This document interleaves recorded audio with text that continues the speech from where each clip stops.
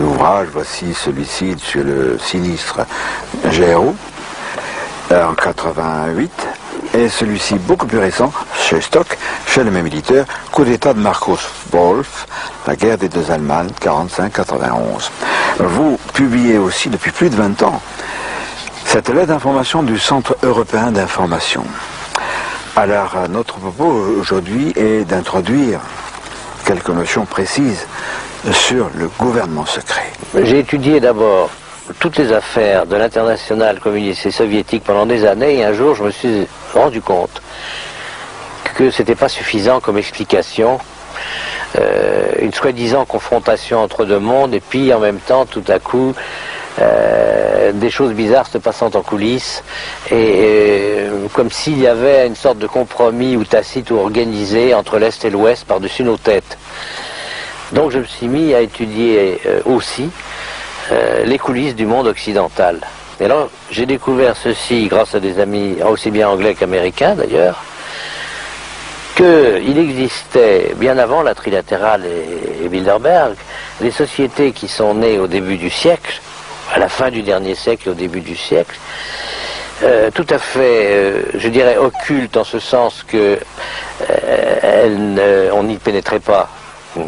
N'importe qui n'y allait pas, il fallait être recruté par un ou deux, coopté, et des petits cercles d'abord. Pour résumer cette historique de ce que j'ai découvert sur document, qui existe et que d'autres ont eu après moi ou avec moi et ont publié, mais très partiellement, moi j'ai toute une bibliothèque là-dessus, qu'en gros il s'est passé ceci. Avant la guerre, donc la dernière guerre mondiale, la deuxième guerre mondiale, et entre 1884 et la guerre de 14 et celle de 39-40, des groupes se sont formés comme des petites bulles, des groupes d'initiés, mais tout est parti d'Angleterre et presque immédiatement après des États-Unis.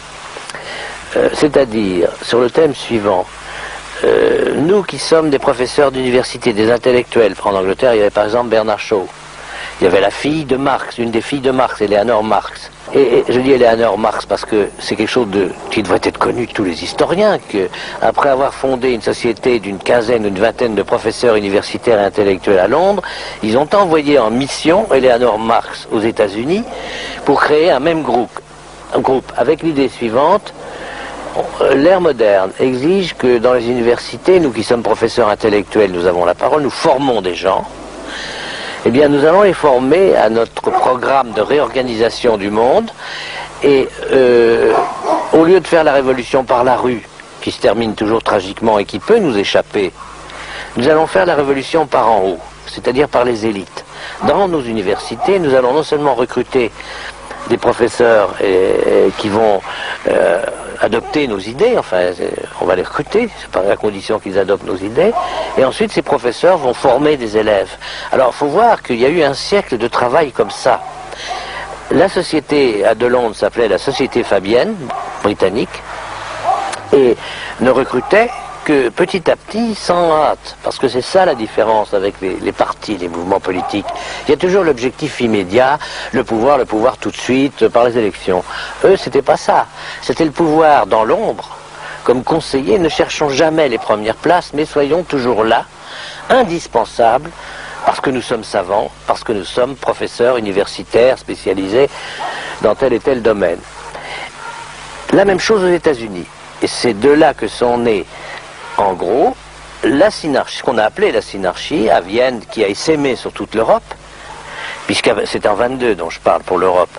Il ne faut pas oublier qu'autour de Hitler, il y avait des gens affiliés à la synarchie, des gens connus, Otto Abetz, Ernst Sackenbach, de la grande banque qui était dans les grandes banques avec Hermann Habs, qui d'ailleurs ont protégé et récupéré et protégé des banques juives, comme la banque Warburg, dont on parle quelquefois. Il y a eu un livre assez connu là-dessus. Un feuilleton. Et un feuilleton à la télévision, mais on oublie de dire tous ces liens secrets qui existaient entre ces gens. Au début, ça paraissait une fantaisie, ce gouvernement occulte, derrière n'importe quel gouvernement. Mais si, les synarques avaient envoyé des gens à Londres, des gens à Alger, et il y avait des gens à Vichy, et chacun a dédouané les autres après la libération, quoi qu'ils aient fait, et pendant longtemps. Les Anglais et les Américains surveillaient ça de leur côté et s'occupaient, eux, de détruire l'ordre établi. Alors, il y avait un empire. Parce que c'est là où il faut voir l'évolution de ces sociétés occultes. Au départ, et on le trouve dans le Pax Synarchique dès 1922, puisqu'il a été rédigé en 22, mais seulement découvert au moment de la guerre, la Deuxième Guerre mondiale, il est dit textuellement qu'il faut réorganiser le monde en 5 grands ensembles économiques qui sont, alors il faut se mettre dans le contexte de 22, la Panamérique, la Pan-Europe, non, ils disent la Pan-Eurafrique à ce moment-là, parce que l'Europe avait des projections sur l'Afrique, le Commonwealth britannique, la Pan-Asie, et donc ils dirigeaient le monde en 5 grands ensembles économiques. Alors arrive la guerre, donc ils ont été obligés de réviser au fur et à mesure des bouleversements de 45, 44, 45, un peu leur ordre.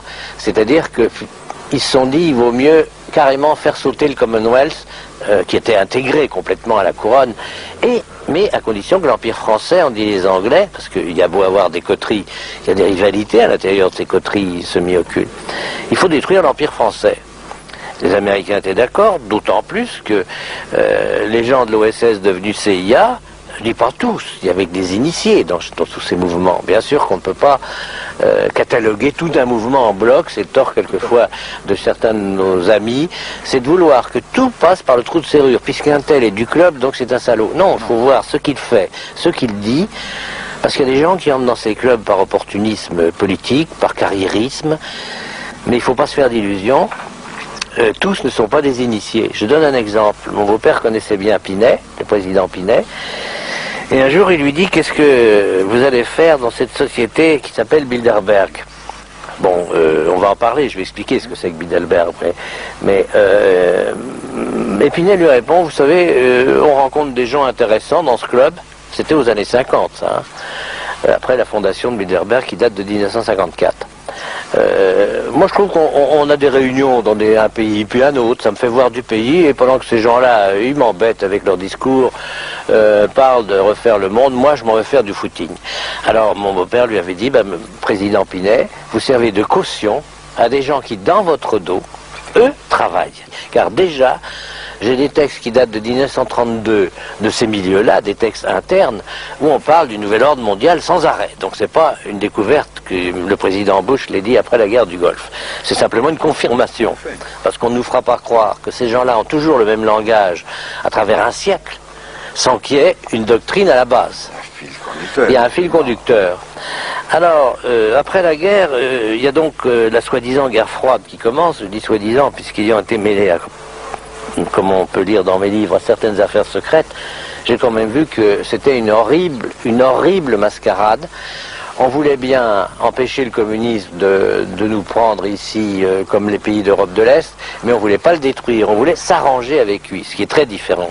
Et il y a des milliers et des milliers de gens qui sont morts d'avoir cru que l'Occident les aiderait à se libérer du totalitarisme communiste. Naît Bilderberg en 1954. Bilderberg est une association euro-américaine, ce qu'on oublie, et pas du tout européenne, euro-américaine, puisque David Rockefeller était à la fondation, Bill Donovan, l'ancien chef de l'OSS, était à la fondation, Allen Dulles, chef des services secrets, était à la fondation, pour ne citer quelques noms connus. Du côté européen, qui y avait-il derrière Bilderberg? Jean Monnet, et tous les gens de l'équipe qui ont dit il faut faire l'Europe, faire l'Europe, faire l'Europe. Bon, mais leur Europe. Et ce qui ne veut pas dire une Europe de la liberté. Alors la trilatérale, j'en parle tout le temps, c'est quoi? Elle est née en 73 d'une réunion qui s'était tenue en 72 à Davos, en Suisse, où j'étais. Mais j'étais pas invité. J'étais par hasard chez des amis à Davos. J'ai vu, je me suis cogné à Henry Kissinger, à des gens très connus. J'ai fini par demander à mes amis suisses, mais qu'est-ce qui se passe? Et j'ai vu des soviétiques, j'ai dit, qu'est-ce qui se passe? 73, hein? Attention, il n'y avait pas encore l'écroulement du mur. Et ils me disent, non mais il y a une réunion bizarre, la police est sur les dents, il faut surtout pas qu'on sache qui est là, c'est interdit de prendre des notes, de prendre des photos. Bon, j'ai quand même eu par mes amis suisses beaucoup de choses, et même eu la sténographie de leurs débats internes. Ce qui m'a beaucoup éclairé en 72, parce qu'ils annonçaient qu'ils allaient créer l'année d'après un organisme, ils n'avaient pas dit lequel, et mais l'homme qui de cette concertation où il y avait une centaine de gens, donc j'ai parlé de Kissinger, il y avait des Japonais, il y avait une délégation soviétique dont un vice-ministre du gouvernement soviétique. Et n'oublions pas que c'était, soi-disant, toujours la guerre froide. Bon. Or, ils étaient là. Et la conclusion applaudie par les soviétiques dans ce vice-ministre qui s'appelait Bykov, qui existe encore, de M. Perlmutter, un économiste américain très connu, était la suivante. Écoutons bien, hein, 72-73, ça c'était l'hiver 72-73. Il faut qu'avant 20 ans, nous ne soyons plus que 200 ou 300 multinationales dans le monde à contrôler tout ce qui est recherche, exploitation, répartition des matières premières clés de notre époque. Et donc voilà la phrase textuelle, et il expliquait, à partir de ce moment-là, il y aura 3 moteurs dans le monde: le moteur industriel panaméricain, le moteur industriel japonais et le moteur industriel pan-européen, incluant l'Union soviétique. En 72-13. Et l'année d'après, donc, naît la trilatérale, qui était donc 3 moteurs industriels drainant derrière eux, à partir de 3 grands ensembles économiques, tout ce qui n'était pas multinational. Ils disaient même dans leur texte que toutes les petites et moyennes entreprises de nos pays deviendraient des sous-traitants, donc aux ordres. Voilà en gros, si vous voulez, je crois ce qu'il faut que les gens sachent, c'est qu'on est manipulé par des gens qui ont tout en main parce qu'ils ont les leviers économiques et monétaires qui sont beaucoup moins frappants pour le public, qui ne comprend rien aux histoires monétaires, par exemple, que si c'était une affaire purement politique. Non, c'est technocratique, c'est monétaire, c'est financier, c'est la grande coulisse mondiale. Et d'ailleurs, à mon avis, même si ces gens sont très puissants, ils échoueront. On n'est pas impuissant parce que plus on répète, plus on les dénude en public. Le roi est nu, on connaît l'expression. Plus ils sont gênés parce que il y a eu une époque, il y a 20 ou 30 ans, où c'était un peu trop tôt, quelques confrères et moi, où on parlait de ça. C'était trop tôt, les gens n'étaient pas mûrs, prêts. Maintenant, tout le monde sent qu'il y a quelque part ce que j'appellerais vulgairement un truc.